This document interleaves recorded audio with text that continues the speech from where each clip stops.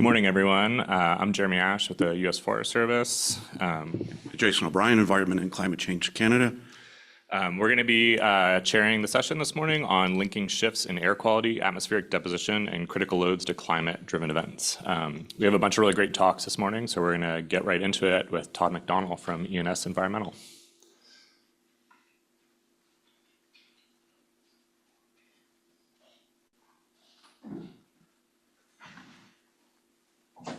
Okay, thanks Jeremy and Jason. Thanks everyone for having me. My name is Todd McDonald. I'm with ENS Environmental. I put together this talk with Chris Clark at the US EPA and Mike Bell at the National Park Service. So I'll be going through two different projects that we've been working on lately. One is related to extension of the tree growth and survival models that Chris showed yesterday, and also looking at understory vegetation as well in the national parks, and that's with the Park Service. So for the trees, we are working with a variety of folks. We have a number of collaborators and advisors. In addition to Chris at the EPA, Forest Service, Park Service, USGS, Syracuse University, Virginia Tech, and RTI as well. So there's a lot of folks that have really fed into what we're doing. And we're building on the Kevin Horn work from 2018, and which was derived from earlier work from Charlie Canham and Quinn Thomas. So our primary drivers of concern are nitrogen and sulfur deposition, ozone concentrations, and also climate drivers. And we're looking how do those drivers, how are they expected to be related to tree growth and survival, and then we can establish critical loads from those relationships, or critical levels in the case of ozone. So what we've been focused quite a bit on is developing a revised predictor data set, and also a revised set of response data. So until recently, the response has been derived from tree measurements from either the first time the tree was measured or the last time the tree was measured. But some of these trees, a lot of these trees have been measured multiple times in between. So we're splitting up all those measurements, or using all those measurements to split up that time frame into multiple intervals. And so we're looking at all those intervals separately. We're using a logistic regression model for the survival response modeling. That's different from the Horn work, but we're using the same growth equation that was used by Horn. And the new statistical modeling approach that we're using is a hierarchical Bayesian approach. And we're working with our statistician Seth Haryu on that. So yeah, again, we're relating these growth and survival responses to predictor data sets using this approach. And kind of the key benefit to the Bayesian approach is that we arrive at probabilistic inference on the parameters of interest. So we end up with distributions of parameter estimates for everything in the model. So that's really useful because then we can talk about the results in terms of probabilities. So we can say things like there's an 85% chance that the critical load is below a certain level. We can say that with confidence. Another aspect to this is the hierarchical nature. So the hierarchical aspect addresses non-independence in the data. Like I mentioned, we have multiple trees per plot, and we also have multiple measurements per tree. So we can look at that here on the next slide in terms of a graphical look at this hierarchy. So we've been looking at quaking aspen as our species of focus so far. These quaking aspen trees are found at multiple plots. There are multiple trees at individual plots, and there's multiple measurements on those trees. So we have this hierarchy to the data. So until now, the data have all been considered independent from each other. But we know that there's some non-independence of the data through this hierarchy. So just to look at the set of plots that we're using, there's 63,000 approximately plots across all species. And we have data from 2000 to 2021. We're missing Wyoming because they didn't have the remeasurements, but now they have remeasurements. So we could include Wyoming data in the future. Like I mentioned, we're focused on quaking aspen, but we also have 9 other focal species, and these are species that others have been looking at as well. And we've mostly been looking at the aspen responses, and we've been using some of that information to look at these other species, and then we've been diving into these other species more deeply just in recent weeks. Yeah, I'll just note that we removed trees that were noted to be affected by fire, insects, or disease. So we're trying to get an isolated data set that we can feel more comfortable that, the responses that we're seeing are driven by these perturbations from air pollution or climate effects. So I think this is an important aspect of what we're doing. So here's a list of variables. You're not intended to read this list. It's just kind of just to show you the number of variables that we're putting into the model. And I'll summarize those here. We have 12 different variables that represent different aspects of air pollution. We're looking at nitrogen and sulfur deposition and ozone concentrations in different ways. So we might have we do have the average of nitrogen deposition within that measurement interval, but we're also including a metric that's indicative of the 15-year history of nitrogen deposition up until the first measurement interval. We're also splitting nitrogen deposition into reduced versus oxidized forms of deposition and looking at the ratio between reduced and oxidized. For air temperature, we have 7 different ways in which we're representing air temperature with the typical kind of annual average. We're also looking at summer metrics, like summer maximum, growing degree days. So it's a variety of different ways that we're looking at air temperature. And really the idea behind this is that we don't necessarily know a priori which environmental variables these species are responding to. So we're giving this model a chance to make those selections statistically. And we also don't expect that every species is necessarily going to respond to the same set of variables. So we're trying to make these selections in the statistical framework. We also have aspects of atmospheric moisture through the vapor pressure deficit, precipitation, and drought as well. So we have these, again, annual metrics, summer metrics, and then in terms of drought, we have these different various drought indices, and then also soil variables like soil clay, soil percent sand, so the propensity for the soil to hold on to that moisture. We have soil fertility variables, light availability, and competition metrics that indicate where in the canopy that tree is occurring. Is it a smaller or is it a mature tree?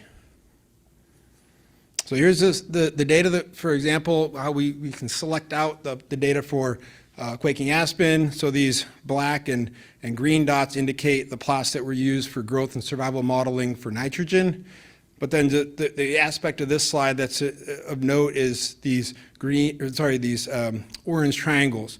These are the sites that we're using to model the effects of sulfur deposition, because we don't expect that trees would be affected by sulfur deposition in areas that are not acid sensitive, because they're likely enough base cations to buffer those sulfur inputs. So we've been able to identify areas of the United States that are expected to be acid sensitive, and we're using just the plots that occur in those areas to model the effects of sulfur deposition.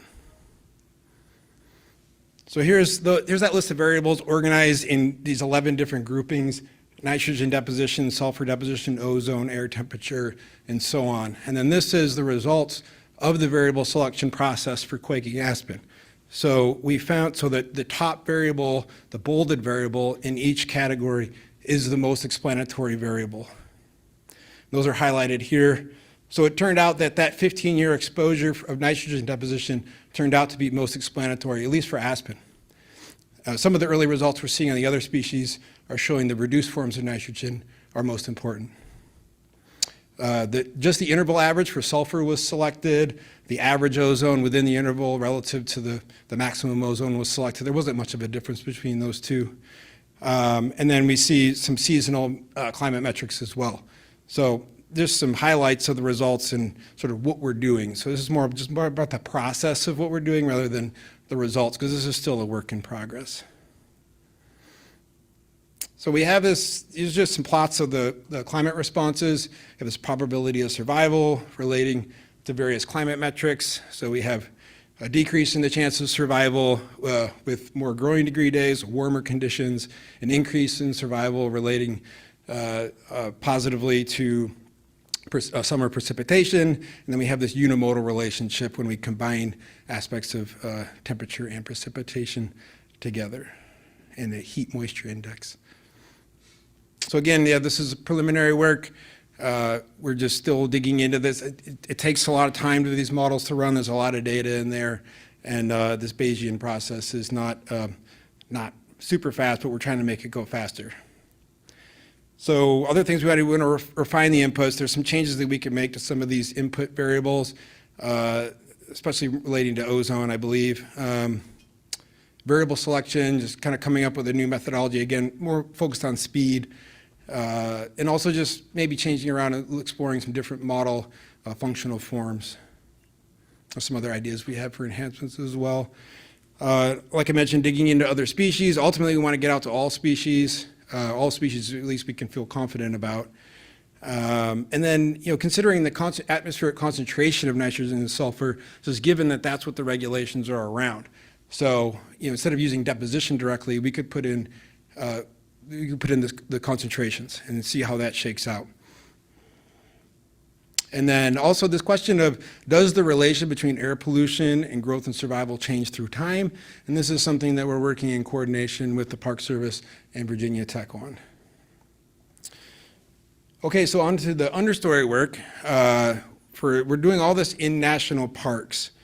And we're working with Mike Bell, Emmy Felker-Quinn, and other folks at EPA, including Chris Clark, Forest Service, Wageningen University, which is our early partners in this work, and we've published a few articles that develop the models, apply them at the site level, and then also at the regional scale as well.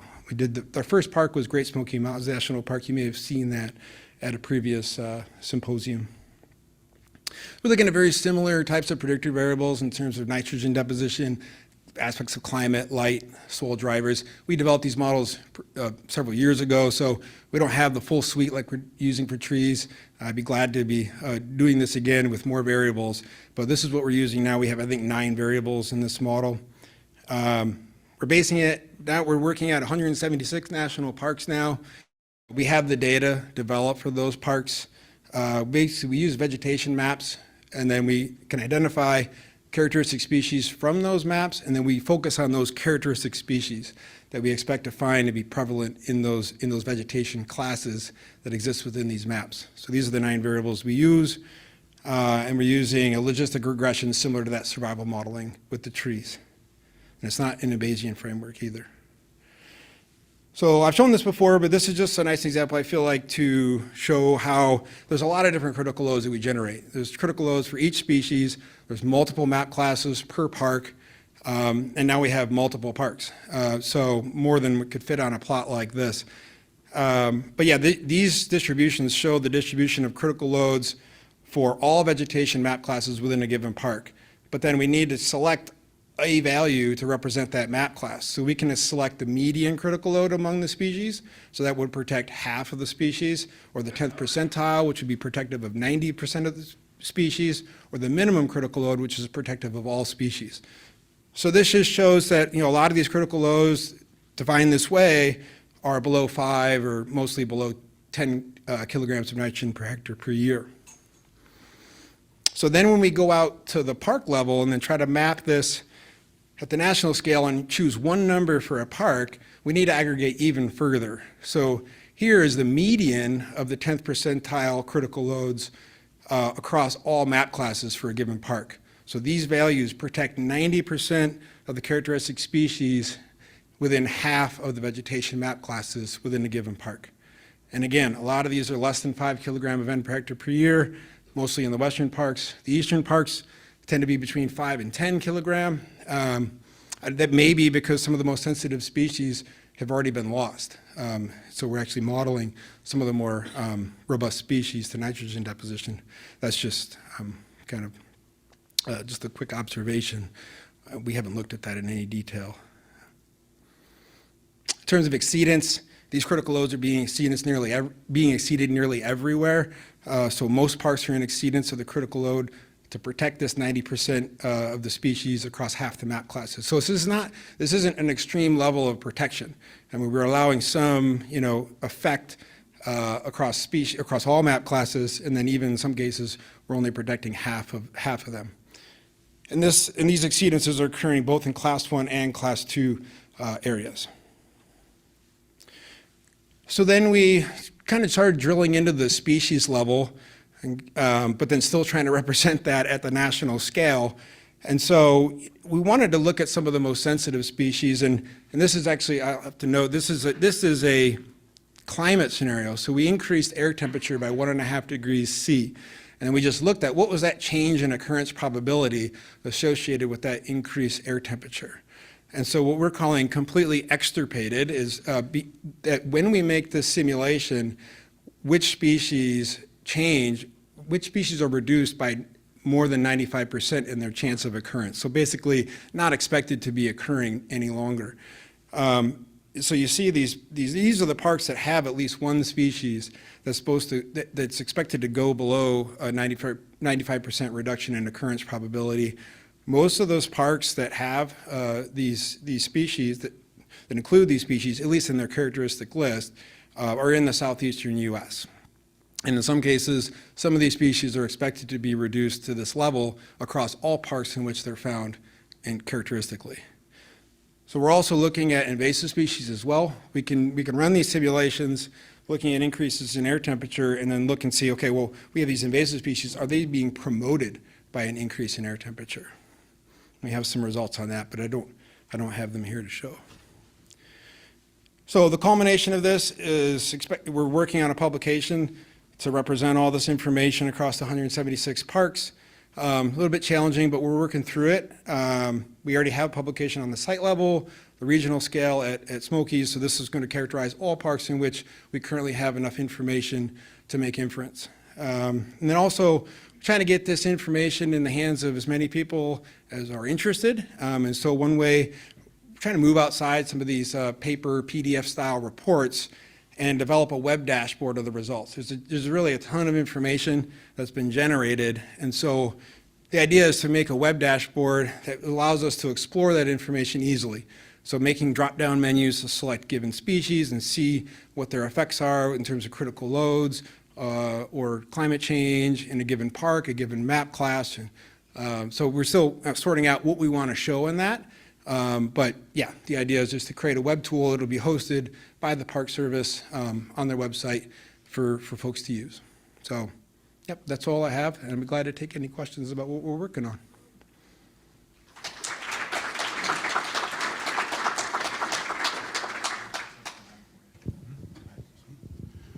Okay, we have a few minutes for questions. Anybody want to start in the room?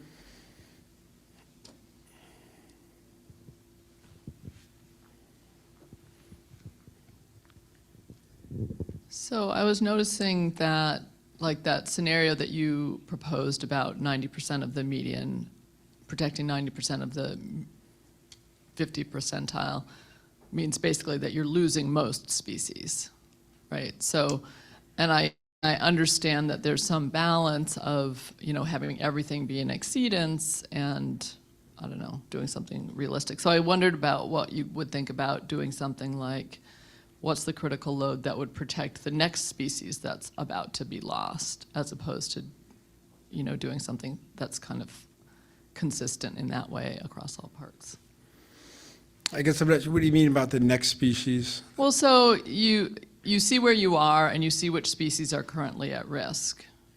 And rather than choosing a number of species, so in the example that you gave, like I'm willing to lose 55% of the species to show to a manager like when are they going to lose the next species? I see. Yeah, we could do that. We could look and see which species are currently protected under the ambient deposition, and then what would be the next species to be lost. Yeah, we could certainly develop that. Yep, and then just on down the list. And then, yeah, I mean, I think getting at the species level is really important. And that's why, we're trying to include those species that are so impacted by climate change. And we could do the same for the critical loads as well. Yep. Any other questions?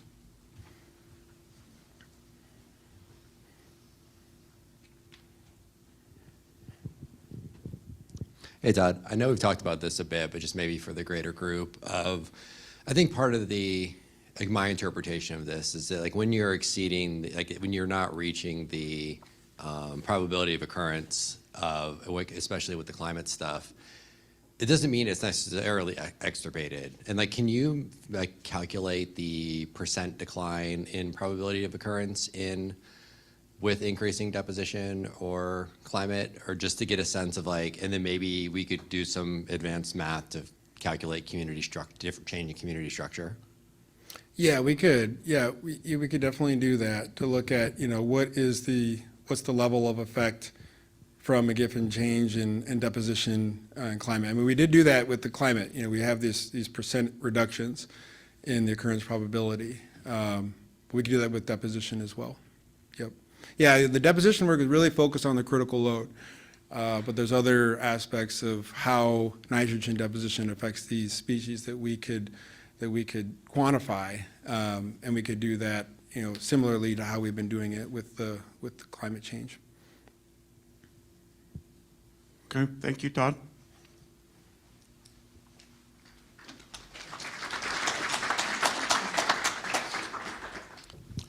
Hello, everyone. I'm Sam Simkin. I'm at the National Ecological Observatory Network. And I'll start out by saying that this is an aspirational title. There's not yet critical loads of atmospheric deposition using neon data, but I'm hoping that there could be some collaborations started, and so that we could actually do that. So for those who aren't familiar, NEON is a network of sites that, like NADP, has data freely available for all. We have a wet deposition product, and we also have about 180 other data products ranging from a lot of different data types, from soil chemistry and microbial biomass to below ground and above ground plant biomass, diversity of plants, beetles, mosquitoes, birds, in the terrestrial realm, carbon flux tower measurements, and then remotely sensed data, including hyperspectral and LiDAR data. So there's a wide range of data. I'll be focusing on the terrestrial, a handful of terrestrial data sets today.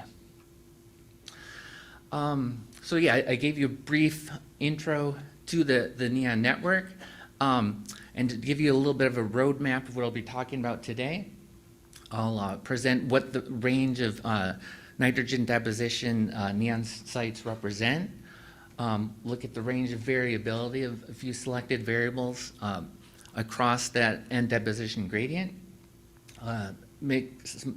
provide a few plots, simple at this point, relating some of those other variables to nitrogen deposition. And then finally, this is kind of the aspirational part. Hopefully, with some collaboration, we could kind of have a dashboard with multiple responses and track that for the 30-year life of the NEON Observatory.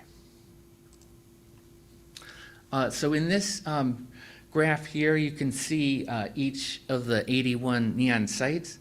There's 47 terrestrial sites indicated in green, as well as 34 aquatic sites. And I'll be focusing on the terrestrial sites today. So we have sites in the lower 48, as well as some sites in Alaska and Hawaii and Puerto Rico.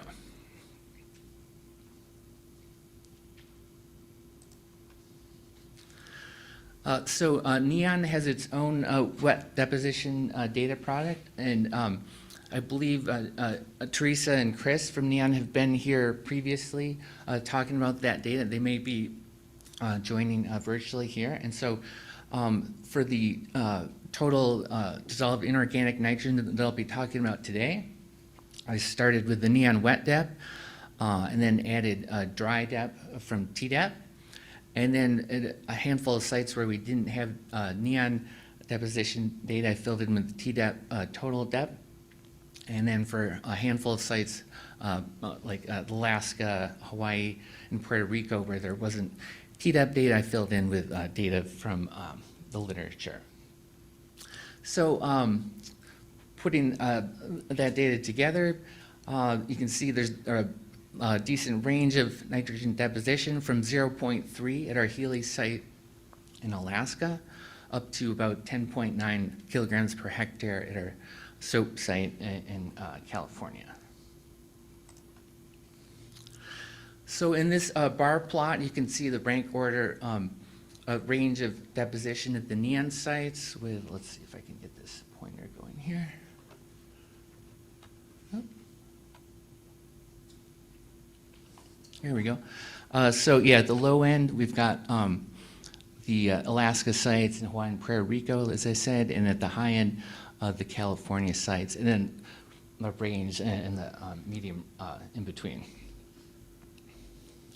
So looking at this spatially, in this map you can see TDEP average nitrogen deposition from 2020 to 2022, and the neon sites are in black with the size of the symbol indicating the amount of deposition. So in the arid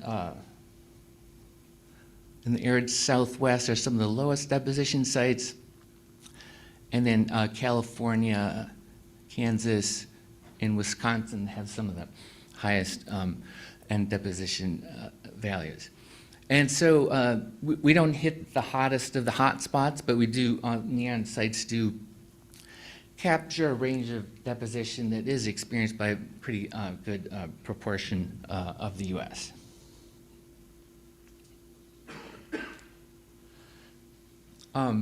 So the neon data is collected by a large number of field staff.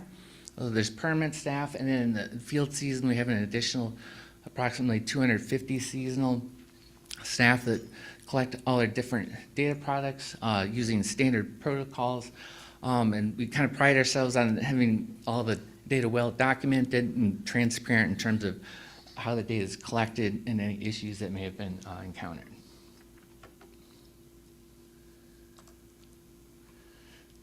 So in this table, this gives you a little bit of a sense of the temporal and spatial scale at which we, of the focal data products I'll talk about today are collected.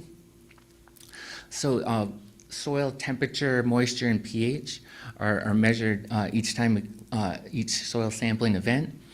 And then we cycle through the different sites, but every 5 years we measure inorganic N and transformations, or organic carbon and nitrogen. And in some soil sampling bouts, we also do PLFA analyses to look at soil microbial biomass and then ratios of various lipids. We collect root biomass on a different time scale, and then above ground biomass, approximately at the same time as the below ground biomass. And sorry, I got the above ground herbaceous clip in there twice, but that was an accident. And then finally, for the focal data that I'll be talking about today, we look at plant species diversity every year, at least once a year. Okay, so I didn't mention this earlier, but the what I'll be doing today is just a few simple plots just to kind of get the discussion going. My primary role at NEON to date has been working on keeping the data flowing and looking at data quality. And so I just, for purposes of looking at NEON data with respect to nitrogen deposition, I just started looking last month, but just a few plots to give you a sense of how some of the other variables relate to N deposition. So in this graphic and in a few others, the many different data records at each site are aggregated to just provide a site level mean. And here we're looking at soil percent nitrogen with respect to nitrogen deposition across NEON sites. And soil nitrogen did not increase with NDEP. If anything, it decreased. And with a similar direction for soil percent carbon, with the result that it was actually not really a change in soil C to N ratio, which is actually not what I would have expected. Here we're looking at microbial biomass as provided by PLFA. And you can see a decrease in microbial biomass across the N deposition gradient in the organic horizon, but not in the mineral horizon.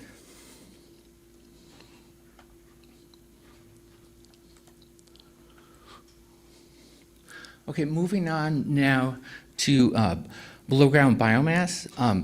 Each of these sub-panels indicates a different size class from the smallest 0 to 1 millimeter diameter. and then the 1 to 2 millimeter diameter, the 2 to 10 millimeter, and then the total. And so in the smaller size classes, 0 to 1 and 1 to 2, if you pull out just this, oh, okay, I thought we had to evacuate, sorry. For the, looking at just sites where there's not any grazing at any of the plots, there's maybe a hint of a decrease in the finest root classes is increased along the NADP gradient.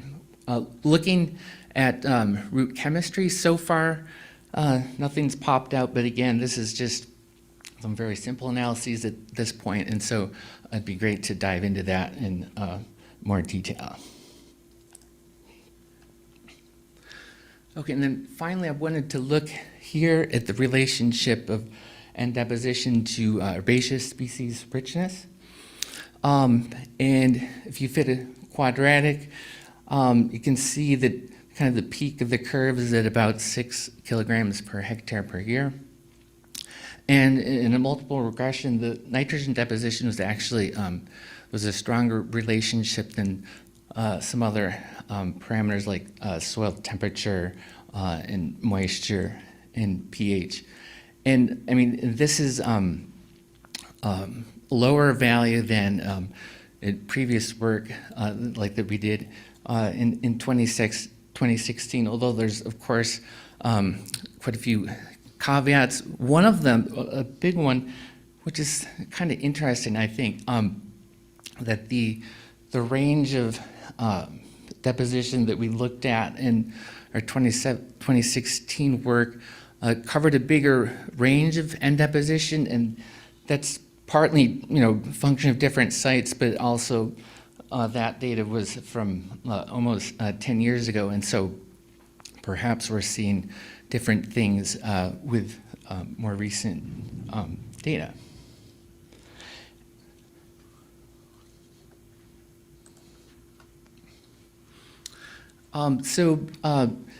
In conclusion, this initial simple analysis, does look like there's some hints of national scale relationships between M deposition and a suite of terrestrial chemistry and microbial biomass and plant variables.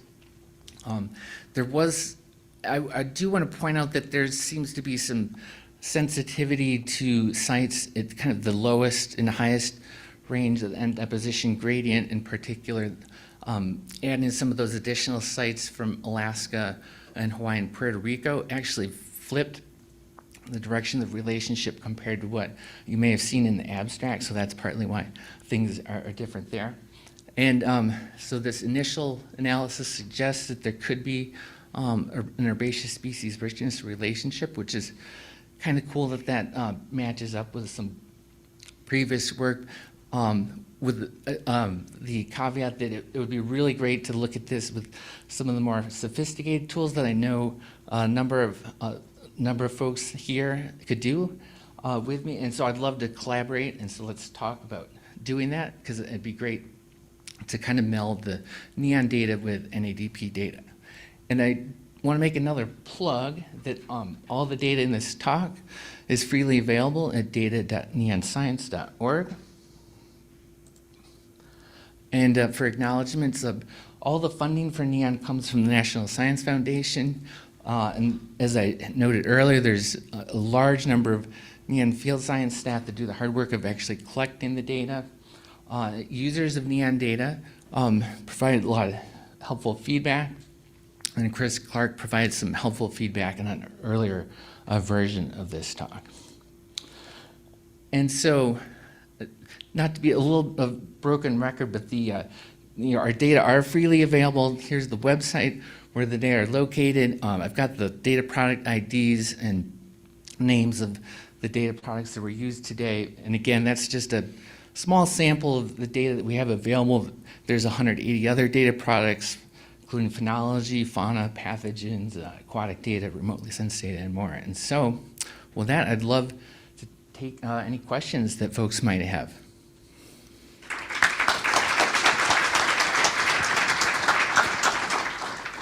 Okay, we do have some time for some questions.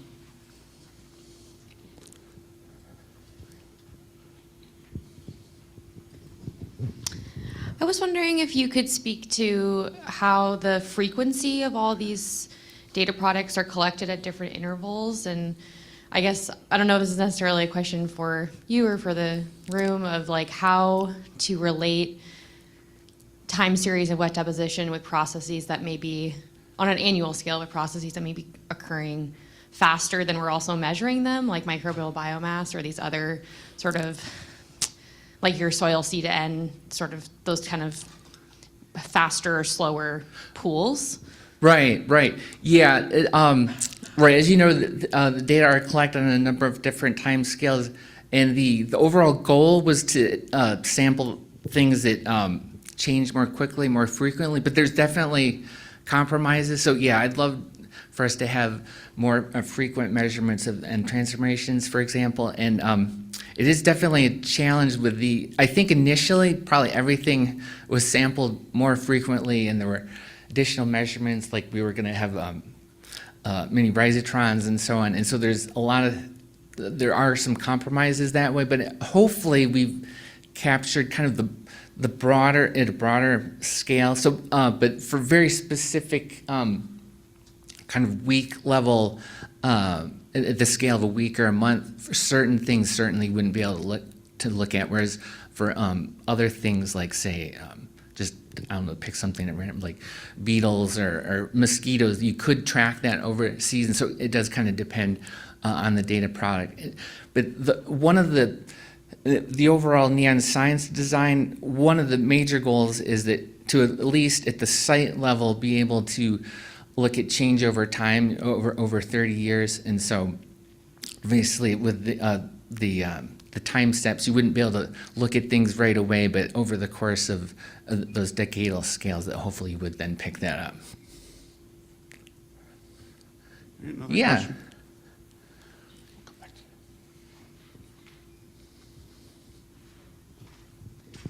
Thanks so much for the presentation. Yeah. I was wondering about the microbial biomass relationship with nitrogen deposition. Did you notice a relationship with soil pH in the organic layer at all? I don't think I've looked at that yet, but yeah, that would definitely be a good thing to look at for sure. Yeah, I don't know offhand.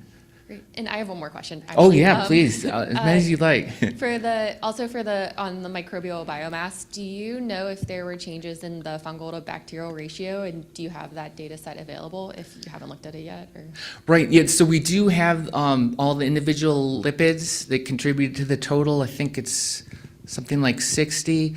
And so, yeah, we could totally look at that. Haven't done that yet, but that'd be really great. I did look at a couple, there's like a metabolic response ratio and a branch response ratio that had been kind of promising in some other work to relate to things. Nothing jumped out right away, but again, it was just kind of a cursory, quick run through. But definitely a lot more could be done with that for sure. And there's also, I should also add, so we've got the biomass and those ratios from the PLFA data, and then there's a whole suite of genetic data, microbial genetic data, marker gene sequences, and so on. And so that's, I didn't even delve into that, but that's available also. Okay, one final question.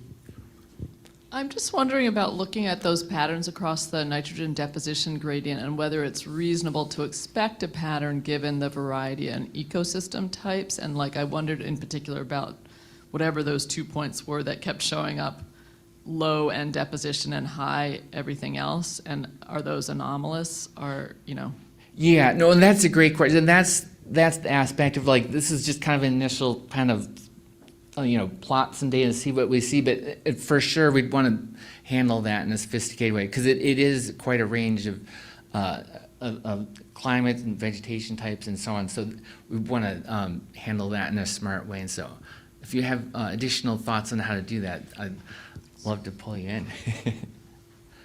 Oh, and can I mention one more thing? I didn't mention this, but in addition to data, we also collect samples that go to a biorepository, so there's some fun things that could be done with that. For example, like like we measured beetles, and so if you wanted to look at mercury, PFAS, or something like that, you could apply to get some of those samples and use things for that purposes. So that's kind of our attempt to, provide add-on things that people might be interested that we didn't measure at the time. So that's an additional resource. Excellent. Thank you, Sam. All right, thank you.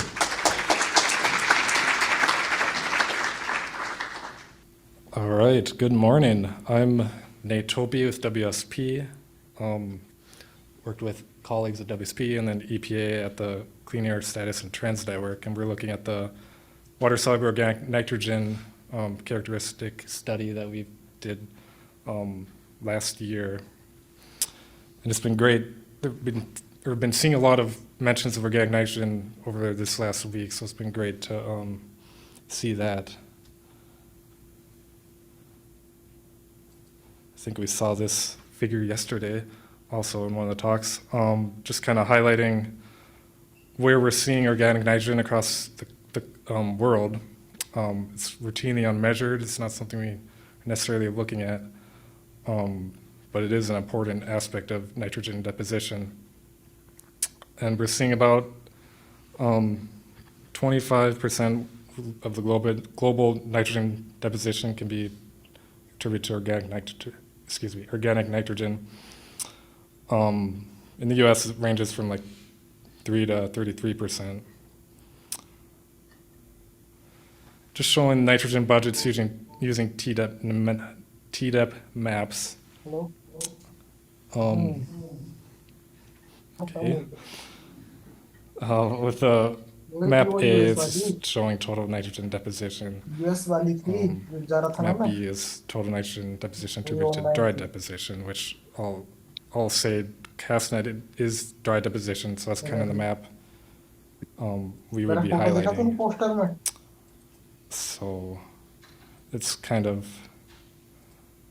attributed all over the country, more so than just total nitrogen deposition with wet and dry. Map C is showing reduced nitrogen, so a lot of the agricultural central U.S., and then Map D is kind of showing what we're hoping to look for with the other nitrogen and organic nitrogen. So a little less pronounced, but it can be significant.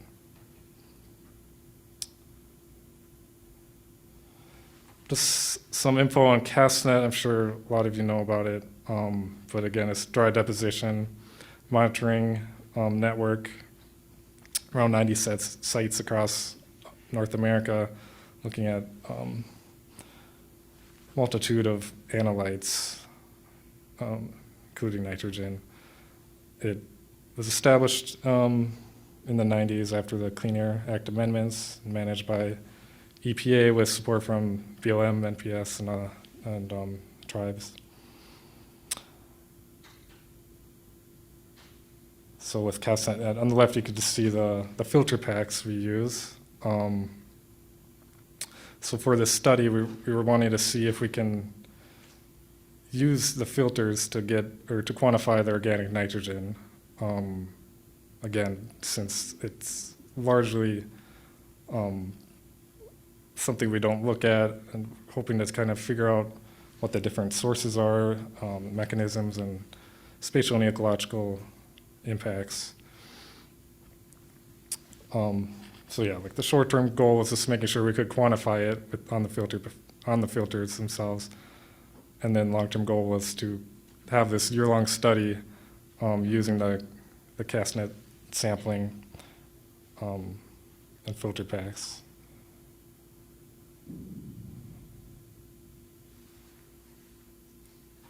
So we're using a Teflon filter to collect the particulate matter. And with the two instruments, we're able to calculate out the organic nitrogen. So we are running part of the inorganic components, nitrate and nitrate, with ion chromatography, and then with the SEAL AA500 injection flow analyzer, we could look at the ammonium and total nitrogen. So to get water-soluble organic nitrogen, you just subtract the total nitrogen, or the inorganic nitrogen from the total nitrogen, and what remains should be the organic component.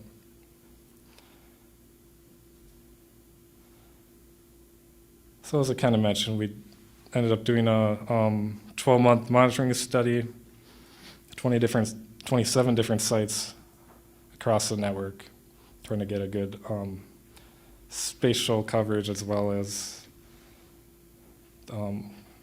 different concentrations that we could look at. So we ran that from November 2022 to November 2023, so finished about exactly a year ago. And at first, we wanted to make sure we could accurately quantify the organic nitrogen and the different components of total nitrogen.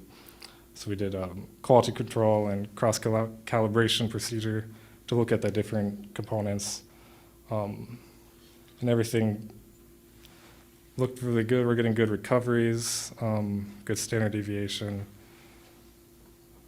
a little higher standard deviation with the lower standard, but I think that would be expected.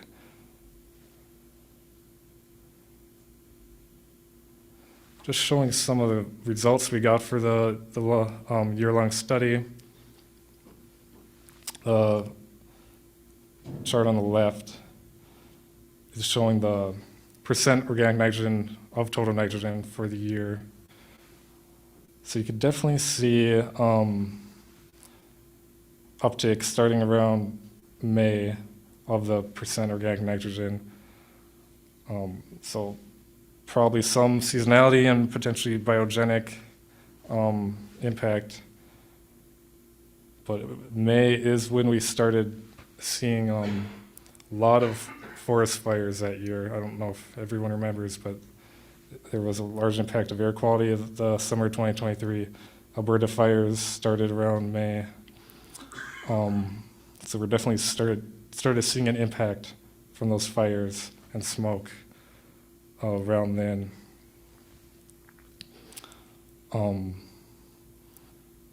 The pie graph, you can see this is just for the whole year, about median organic nitrogen is about 13%. And I divided the study into kind of highlighting more winter months and more summer months. And at the beginning it was about 10%, and then in the summer jumped up to about 17% of total nitrogen was organic nitrogen. So it was a pretty significant increase. And then the graphs on the bottom just showing the organic nitrogen concentration over time. So again, you kind of see an uptick starting around May. Total nitrogen actually was pretty steady overall though. So the percentage components could have changed some throughout the year. So this is just showing the full study maps. So these are year-long maps. One on the left is showing the organic nitrogen concentrations across all our sites on average for the year. So I mean, in the west, we weren't seeing as much, other than Sequoia National Park was higher. We were seeing higher concentrations across the east, especially with some of the central sites where we were maybe seeing more agriculture. And then the map on the right is showing average organic nitrogen percent for the full study. A little more evenly distributed, other than Glacier National Park, and that was Alberta right up there. So we were getting a lot of smoke that summer from the Alberta fires, which really brought the organic nitrogen levels up. Looks like 27% for the year on average. Well, the rest were closer to 15.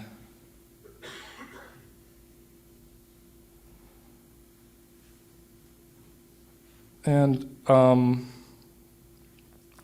I just created a map for each quarter of the year, trying to highlight the changes that went on as the year went on. So this is just November through January. It doesn't quite align with the seasons. honestly aligned more with the wildfire season. But we were seeing initially higher values in the central Midwest states.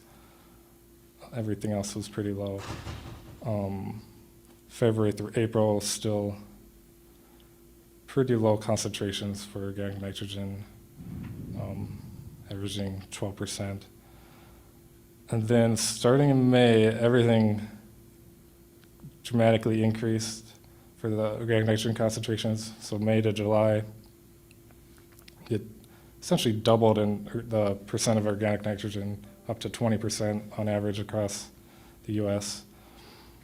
Kind of seen it everywhere, so maybe not some of the western sites west of the Rockies, but large concentrations in the east. And I'll highlight it in a later slide, but if everyone remembers that summer, we were getting a lot of smoke that year all across the east due to the Canada fires.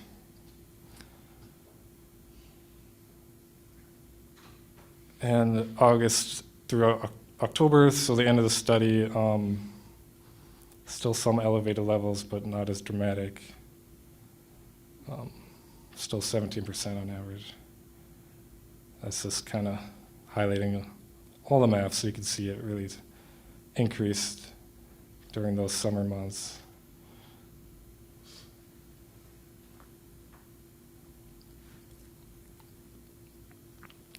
So I really want to kind of highlight the impact we're seeing from these fire and smoke events.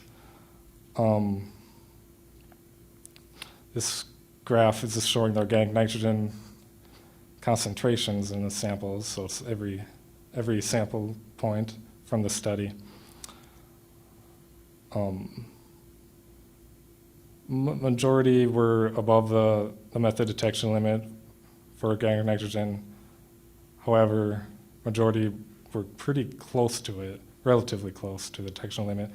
So most were fairly low in concentration.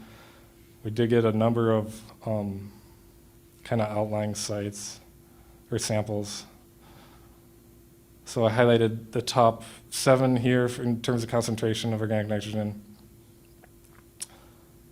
I was able to look at the PM maps with EPA Air Now and NOAA smoke product data, and I could see all of these were attributed to fire or smoke events.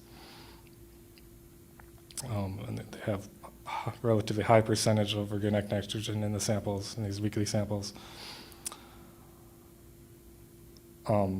So just kind of highlighting what we were seeing that summer, where there's certain events, like this was end of June of that year, if any remembers, in the Midwest, and probably in Duluth too, where we're seeing reduced air quality and high PM due to smoke. That correlated to the high organic nitrogen levels we were seeing.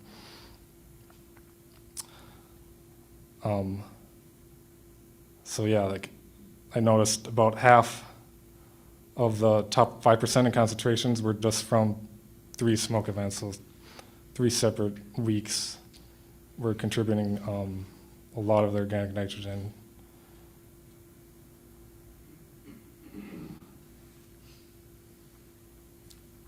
And then graph on the bottom left, just showing the percent organic nitrogen of total nitrogen again. Every sample, average 15%. Again, I just kind of highlighted some of the outlying samples where we're seeing greater than 50% of the total nitrogen is organic nitrogen. So there's a number of samples where the majority of the nitrogen is coming from organic nitrogen. Again, basically all these can be tied to fire or smoke events. So if you're not looking for it, you're missing a big chunk of the nitrogen, at least for those samples.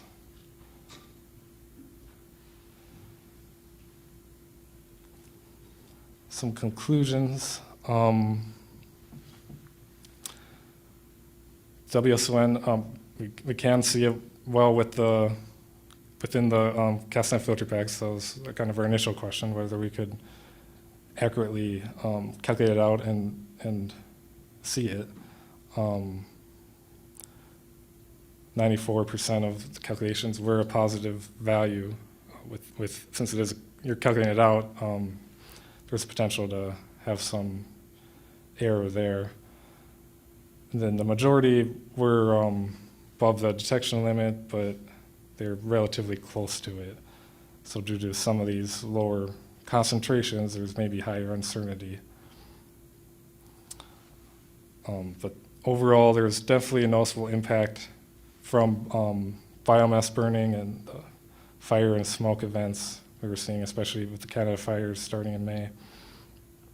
But definitely seemed like there's potential impact from agricultural emissions, and seasonality, and the biogenic emissions. And the average organic nitrogen we were seeing for percent seemed to align well with other values people were getting. We were seeing up to 67% of organic nitrogen, so there is potentially a gap there where you're missing most of the nitrogen for that sample if you're not testing for it. Just quickly, some kind of knowledge gaps and next steps. So yeah, like I've been trying to highlight, it was high wildfire year, which could have caused some kind of high bias or a potential overshadow other significant organic nitrogen contributors. But there's a question with climate change and potential impact of those with organic nitrogen.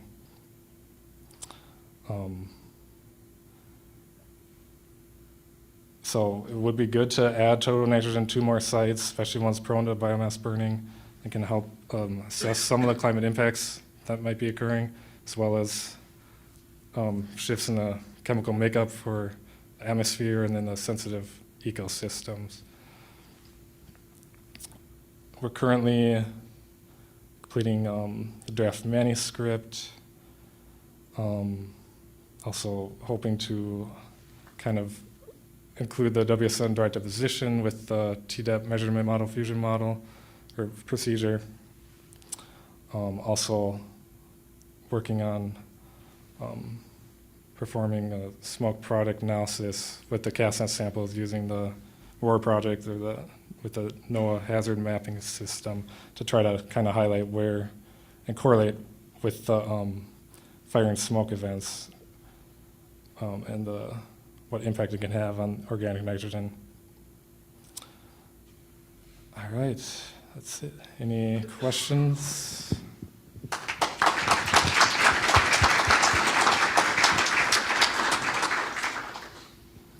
Okay, Nate, I have a quick question for you. So I know 2023 was a challenging year, I guess, with the forest fires. But, yeah, and you mentioned the biogenic emissions as a factor too. If you were to isolate the non-wildfire impacted sampling periods, could you look at sort of a temperature relationship between the amount of organic nitrogen and, say, temperature?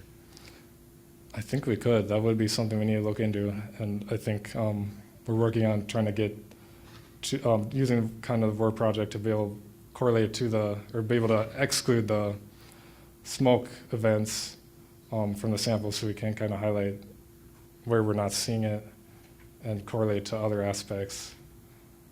Because that was, like you said, it was kind of the challenge where we're seeing so much smoke contributing to it. It's hard to isolate some of those events.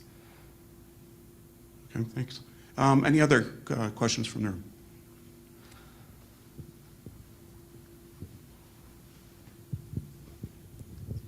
That was a great talk, thank you. I was wondering, I guess similarly along those lines, couldn't help but notice, but like the Northeast had those really high organic N, and we also have in the Northeast very distinct growing seasons with leaf out that also corresponds to when we were starting to see high concentrations, and plant emissions can form SOAs to be nitrogen containing. And yeah, I guess just wondering if you were able to explain all of your high ON values in the Northeast by smoke, or is it just sort of acute events? I mean, I didn't look at every single one. I did look at a lot of them, and it seemed like there was a good number were smoke. But yeah, like I was saying to Jason, if we can isolate it out a little better, I think it'll be a little easier to see. So that is something we're going to look into. Thank you. Okay, any other further questions in the room? Okay, well, let's thank Nate. Oh, sorry, one online. Yep. Nate, I have a question from online from Cheryl Sue. What volume of extract were you using? 25 milliliters.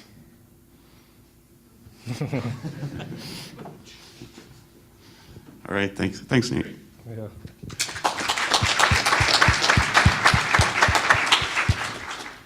Okay, our final talk for the session this morning is from Amy Luo from the University of Tennessee in Knoxville.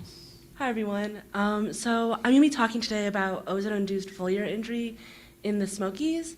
So this is all based on community science data that has been collected over about 20 years now in the park. Oh, I'm going to call myself out. I totally blanked and forgot to put my co-authors. So this project is co-authored by Emmy Felker-Quinn and Paul Super and Susan Sachs at the Park Service. So we know that ozone can cause injury on plants, so that has a lot of symptoms that are both physical and physiological, but the data that we have from this community science project is specifically foliar injury or leaf discoloration. So on the top right here, you can see a healthy green tulip tree leaf, and right below it is one that has been severely injured by ozone. And you can identify the ozone injury on these plants based on this dark purple stippling on the top side of their leaves. And ozone causes injury on, especially, of course, sensitive plants to ozone, and especially when ozone air concentrations are high and water availability is high.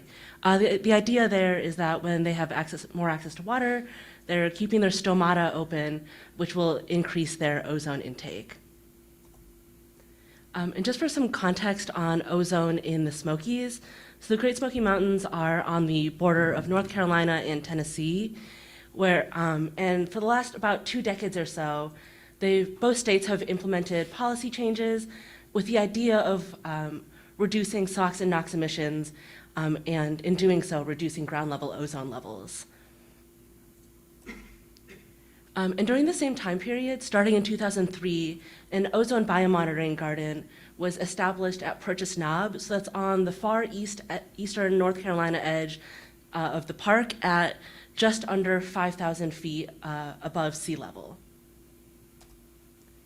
And we have data on a few different ozone-sensitive plants that are all growing in the garden together, but the one species that has been consistently monitored every single year since 2003 has been, oh, with the exception of 2020, has been yellow crownbeard. So that's our most robust data set and the plant that I'm going to focus on today. So yellow crownbeard is a perennial. It is native to the Appalachians, and it is sensitive, especially sensitive to ozone. So a few different root balls were collected from around the park and then replanted in the garden. And data is ideally collected weekly starting in May and then throughout the growing season through sometimes ending in August, sometimes ending in October. And the citizen science part is that this data is collected, data collection is always led by park staff, but it's collected in large part by high school aged interns over the summer, and then high school student groups that come in to learn about the project. And then staff will QA the data as they are entering it into the larger data set. And every growing season, the same root balls, but especially the same stems, are repeatedly monitored throughout the season with 8 leaf pairs monitored per stem. And during these observation events, the the observers are estimating the amount of leaf area, or the percent of leaf area that is covered by purpling, so that's ozone injury, chlorosis and necrosis on each leaf. And then they're also indicating whether the leaf has fallen or not, so we have a rough idea of when that leaf fell out from the plant and how much injury that leaf had when it fell. So we can just track individual leaves throughout the growing season. And using the raw data that was collected by observers, I calculated these 3 metrics of foliar injury. The first being injury amount. So that is just the proportion of leaves on the stem that have been injured by ozone, regardless of the amount of injury. And then injury severity is the percent leaf area with foliar injury, and that percent is just averaged across all the leaves on that stem. And the last is biocide index, which is a Forest Service FIA metric that just takes the injury severity and injury amount across all of the plants and all of the species at that site. I say all the species, but in this case, it's just one species. And I'll walk through these predictions a little more in detail as we go through them, but I just wanted to outline the fact that I'm going through 4 sections for 4 predictions. They're all to say that ozone levels will predict amount of foliar injury, and hopefully those are both decreasing. So the first one is that annual foliar injury has been decreasing in yellow crownbeard since the beginning of this project. And I want to emphasize here that this model, or this prediction, is going to be looking at annual levels of injury. So that is the amount of injury on these plants at the very last observation of the season. So that cumulative, the amount that has been accruing throughout the growing season. And for these, I just did piecewise regressions on all 3 metrics, just to account for possible up and down fluctuations throughout the years. And regardless of which metric you're looking at, you see pretty much the same trend. So that's an increase starting from 2004 through about 2011, 2012, a sharp decrease afterwards, and in 2 cases at least, pretty much level since, what is that, 2017-ish. But there was, if you look at injury amount, a slight spike in injury amount, especially in 2023, which I'll get into once I've shown you guys the next section. So for prediction 2, I'm also expecting or predicting that ozone levels have decreased, annual ozone levels have decreased over the same time period. And since not everyone has settled on a single metric to quantify ozone exposure yet, I just went with 6 that are pretty common in regulations or the literature, and just did, some of them are just inherently annual metrics, but for the ones that aren't, I just chose some metrics that'll encapsulate that ozone metric for the growing season. And I'll note that N100, I ended up dropping because every single year since 2003 has been 0 for that metric. And this is just more linear models. And again, regardless of which metric you're looking at pretty much the same pattern. There's just been a steady decrease in ozone at purchase knob since 2003.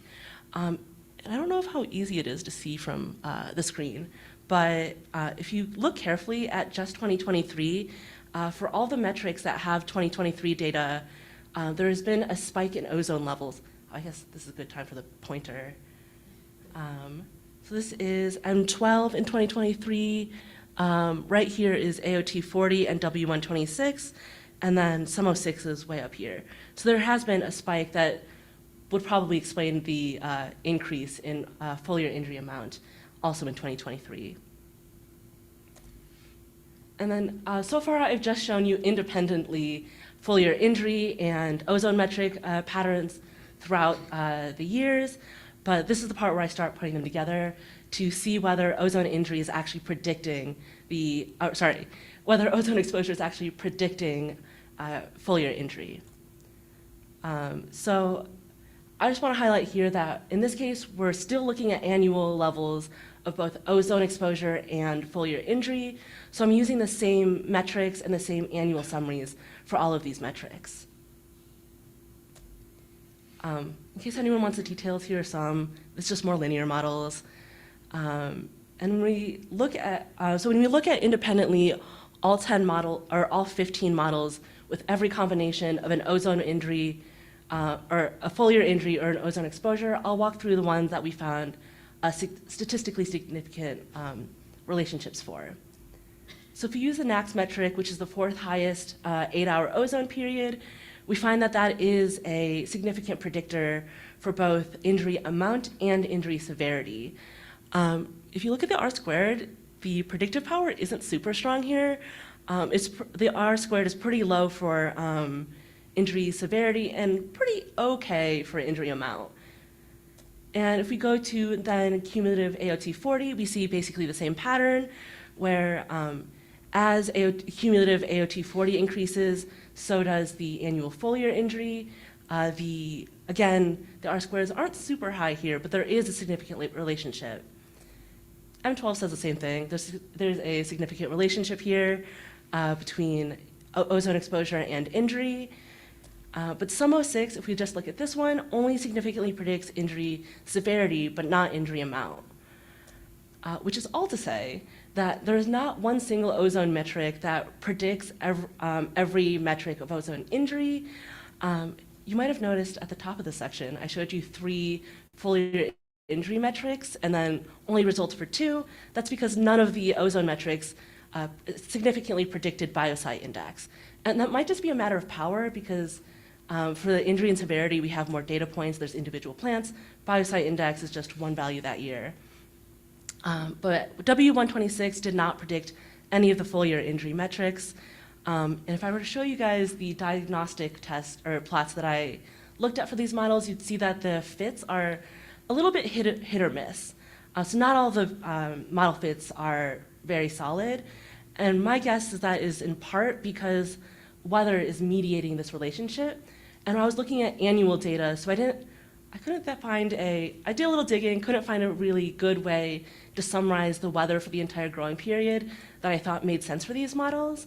So for the next prediction, instead of using annual data, in order to assess whether temperature and humidity are mediating the relationship between ozone levels and injury, I instead looked at the differences, not that this right here, the foliar injury at the end of the season, but you might have remembered at the top of the talk, I mentioned that observers were going in roughly on a weekly basis to collect data.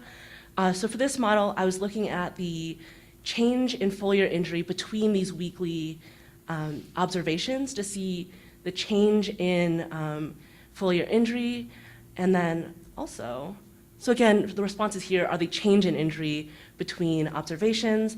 The predictors now are going to be the ozone exposure in that same interval, the temperature during that interval, and then also humidity at the same time. So for temperature, the proxy I'm using is accumulated growing degree days, and then for humidity, the proxy is vapor pressure deficit, just averaged over that time span. And just as a note for some plots I'll show you toward the end, low VPD is actually high humidity because it's a lower deficit. So high VPD is more arid. So when we look at these models, I found that W126 is still a significant predictor for the increase in foliar injury amount, just amount. But that this relationship does interact with the AGDD or the temperature. So that, what I did end up finding was that under cool conditions, the level of W126 doesn't actually have a positive relationship with injury, but under warm conditions, as ozone exposure increases, so does the increase in injury amount. And AOT 40 kind of shows us the same thing, where under cooler conditions, AOT 40 does not have a positive relationship with injury, but under warmer conditions, AOT 40 does positively predict the amount of injury during that interval, or the increase in injury during that interval. With SUM06, I actually found that SUM06 is not a predictor for ozone injury, neither amount or severity, but I still ended up finding a few cool patterns here. So despite SUM06 not being a significant predictor, AGDD or temperature is. So under cooler conditions, you don't see an increase in injury amount or severity, or a lower amount of increase. But under warm conditions, the ozone injury increases by a greater amount. So the warm weather seems to make plants more susceptible to injury. Similarly, humidity also seems to make these plants more susceptible. So under humid conditions, we find that there is a greater increase in both injury amount and severity, but under drier conditions, we don't see that similar increase. So I have a couple conclusion slides to wrap this up. So I did find that ozone levels have been decreasing since 2003 consistently. We don't see that exact one-to-one with foliar injury because we did see an increase until 2012, but it has been decreasing since then, which does suggest the possibility that these policy changes are actually reducing the ecological harms of ozone in the Smokies. And this relationship is mediated by weather. So again, warm weather and humid weather seem to both make plants more susceptible to injury. And with that, I'd like to thank all the people who gave me input on this project, and all the people who gave me the opportunity to do this internship, and the people who collected this data. And that's it.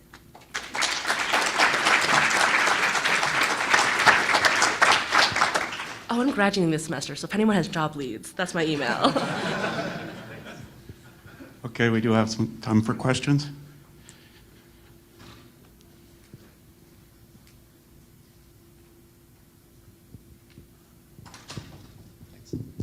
Hey, Amy, good talk. Glad to finally see this data out in the open. Is there any, I don't know, did you look to see if there's any relationship about the, around the date of first damage and any subsequent damage? Like if you break down a plant's defenses to where you're seeing stippling, does that lead to more stippling? Is it just more susceptible after the fact, or does it not change resilience? Yeah, I tried. I did find a relationship, but then someone suggested to me to see whether the date of first injury was correlated with when we started collecting data that year. And you know, sometimes you see a plot and there's like, it shows you the one-to-one line in the middle. Every single point was exactly on that line.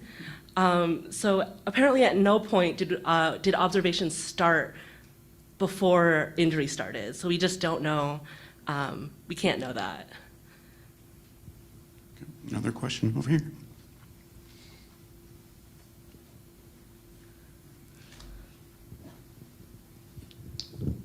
Yeah, thanks. Fascinated to see how poorly W126 performs. Yeah.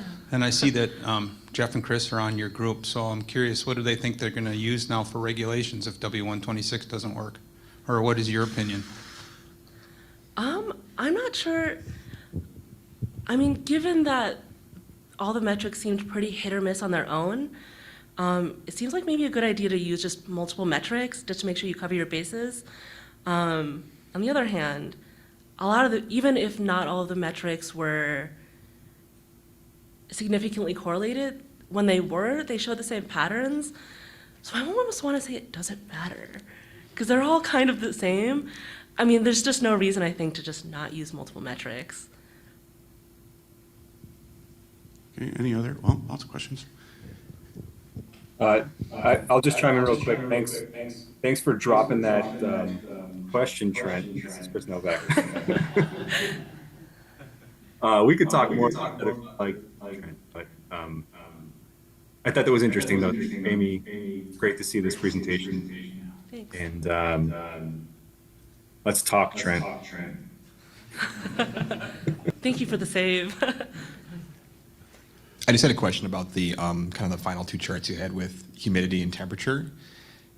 How can you be sure that's not like susceptibility to like physiological injury and not like increased chemical reactivity of the like aqueous phase ozone as humidity and temperature increase, maybe the chemical reactivity increases? I'm not sure that's not happening. I should look into that. That might be it. I think even then that would still mean it's more susceptible, I think. Yeah. But yeah, my assumption was that it was about uptake and not reactivity. Okay, another question? Yeah, so I think you mentioned an uptick in 2023 in all Yeah. this. Any idea why going down and suddenly get a little peak? of Actually, ozone? Chris suggested that it might have been the wildfires that heightened the ozone level all over. I'll be honest, I have no idea. I haven't looked too much into whether that might be it or if there's other explanations, but so far that's the best guess I have, is maybe wildfires. It would be interesting once this year's data are fully processed, whether we see that downward trend come back. One more question. I'm back and forth between.